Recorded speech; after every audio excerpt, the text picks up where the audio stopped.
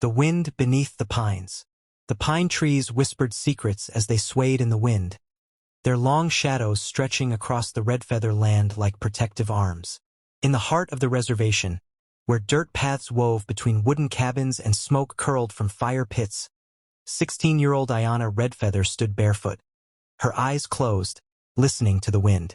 She wasn't like the other teenagers who passed time scrolling phones or dreaming of distant cities. Aiyana belonged to the earth beneath her feet and the sky above her head. Her soul was stitched together with stories told in her grandfather's voice, stories of spirits, mountains, and ancient dances now nearly forgotten. Her grandfather, Tahu Redfeather, was the last living oral historian of the tribe. His voice had grown weaker with time, but his words remained powerful. On this quiet morning, he sat cross-legged near the ceremonial fire, a bundle wrapped in elk hide across his knees. Aiyana approached reverently, knowing this was not an ordinary day. "You've always listened to the wind," Tahu said, his voice crackling like dry leaves.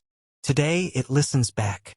He unwrapped the bundle slowly, revealing a long, dark feather, iridescent in the sun, unlike anything Aiyana had seen before. "This," he whispered, "belonged to the last wind dancer, a guardian of balance between our world and the spirits. She danced when storms came, and fire dared not burn where her foot had touched."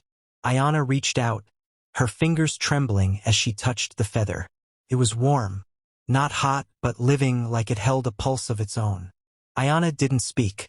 She knew this was more than a gift. It was a call. For weeks, small fires had been breaking out near the edges of the reservation. Unnatural ones that moved against the wind, scorching land long untouched. Some said it was careless campers. Others whispered of sacred ground being disturbed. "Why now?" Aiyana finally asked, holding the feather close to her chest. Tahu's eyes drifted to the distant ridges where smoke rose like warning signals. "Because the land is angry, and when the land cries, only those who remember can answer." That night, as the moon hung low and orange over the pines, Aiyana dreamt of fire. In the dream, flames danced in a perfect circle around her, never touching her skin. A woman cloaked in smoke and wind sang in a forgotten tongue. The feather in Aiyana's hand glowed. She woke in darkness, heart pounding, the feather still clutched tight. The burning voice. The morning after the dream, Aiyana wandered the edge of the forest, the feather tied to a leather cord around her neck. The air was heavy with the scent of ash and pine sap. Birds were silent. Even the wind, usually playful at this hour, stood still. She wasn't alone in sensing a shift. The tribe had gathered in the community lodge the night before, where elders debated the cause of the fires. Some spoke of climate change, others of cursed land. But all went silent when Tahu, leaning on his cane, said plainly, "This is not weather, this is warning." Only a few still listened to the old ways. Among them was Kai Walker, Aiyana's closest friend, quick-witted, skeptical, and fiercely loyal. When Aiyana told him about her dream, he didn't laugh, but he didn't believe either. "So, what you think you're supposed to stop fire now?" he asked as they hiked toward the blackened tree line. "I don't know," she said, brushing her fingers along scorched bark. "But I can feel something, like the ground's humming." They reached the burn site, a wide swath of forest stripped bare, trees reduced to skeletal ash. But amid the destruction, Aiyana spotted something unnatural. A rusted metal casing half buried in dirt. She knelt and dug around it, revealing part of a pipe, industrial, not tribal. Kai crouched beside her, frowning. "This isn't fire damage. This is drilling." They explored deeper and found tire tracks, fresh footprints, and broken branches, signs of intrusion. "Someone's been working here," Aiyana muttered, clearing land. Quietly, back at the reservation, she confronted the tribal council, presenting what she'd found. But her claims were met with disbelief. "Speculation," one councilman said. "Coincidence," said another. Only Tahu remained quiet, eyes locked on hers, sadness heavy in his gaze. Later that night, Aiyana sat beside her grandfather as he fed wood into the fire. His hands trembled, "There was once a time when our songs held storms at bay," he said. "Now our voices grow small. But yours," he turned to her, eyes gleaming, "yours still reaches the wind." His body sagged suddenly. The log in his hand fell. Aiyana caught him, heart racing. He was breathing, but barely. As others rushed to help, she cradled his head, his lips brushing her ear with final strength. "The wind dancer must return," he whispered, and then he closed his eyes. Ashen memory. The sky hung low with thick, gray smoke, and the once green hills surrounding the Redfeather Reservation were now painted in layers of char and ember. But inside Aiyana, a different fire had awakened, one not of destruction, but purpose. She had barely spoken since Tahu's passing. His final words circled endlessly in her mind. The wind dancer must return, so she went into the woods alone. Clutching the feather, she reached the edge of the last burn zone. Here, the trees stood like blackened sentinels, guarding the boundary between memory and ruin. Her fingers traced the edges of an old petroglyph carved into stone, a spiral surrounded by feathers. She remembered Tahu's voice. "The spiral marks where spirit meets earth. That's where you begin." As twilight descended, Aiyana laid cedar, sage, and tobacco in a ring around her. Then, with shaking hands, she stepped into the center and began to dance.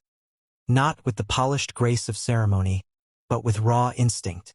She had no teacher now but memory, no rhythm but the wind. The air around her shifted. A sudden gust stirred the smoke, and the temperature dropped. Shadows danced along the treetops. Then, a voice, not heard with ears, but felt in the marrow, rose like thunder. "You carry our flame," it said. In her mind's eye, Aiyana saw the wind dancer, her hair flowing like smoke, her body a flicker of light in a storm of fire. She didn't speak, but her movements told stories older than stone. Pain, loss, renewal. Aiyana matched her step for step. When she opened her eyes, the circle around her glowed faintly, the sage still burning.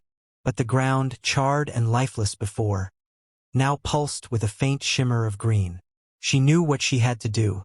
The next day, with Kai at her side, Aiyana returned to the drilling site. Armed with photographs, soil samples, and the support of a few brave elders, she contacted local environmental groups and independent journalists. What was once whispered in tribal meetings now echoed through the media. Illegal drilling, endangerment of protected lands, and the desecration of sacred sites. The company, caught off guard, denied all wrongdoing. But as fire spread dangerously close to the heart of the reservation, the battle turned physical. Evacuation orders were issued. Fear spread like sparks in dry brush. But Aiyana stood firm. She returned to the forest again, alone. This time she didn't bring offerings. She brought herself. At the heart of the blaze, with smoke curling like serpents and fire snapping at the trees, she raised the feather and danced. Not a ceremony. Command. Thunder cracked. The heavens opened. Rain fell in sheets. The flames hissed, then died. And through the drenched silence, Aiyana stood untouched, her hair soaked, her eyes burning with something older than fire, the feather in the flame. The storm passed, but its echo lingered. Where the fire once devoured everything in its path, now puddles reflected a cleansed sky. The trees still bore their scars, but beneath the ash, green shoots broke through. Fragile, stubborn, alive. Aiyana stood at the forest's edge, the ceremonial feather still fastened near her heart. News crews had come and gone. The mining operation was under federal investigation, and the drilling equipment had been confiscated. Officials praised the environmental miracle, never realizing that something ancient had danced through the flames. But the tribe knew. They had seen her, drenched in rain, surrounded by smoldering earth, her body unmoved by fear. Elders spoke in hushed reverence. Children followed her with wide, curious eyes. And among them, she no longer walked as a girl, but as a bridge between what was and what could be. Kai recorded everything.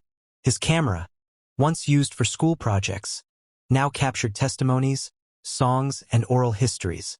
He said he wanted to build a digital archive before anything else is lost. But Aiyana knew his real reason. He had finally heard the voice in the wind.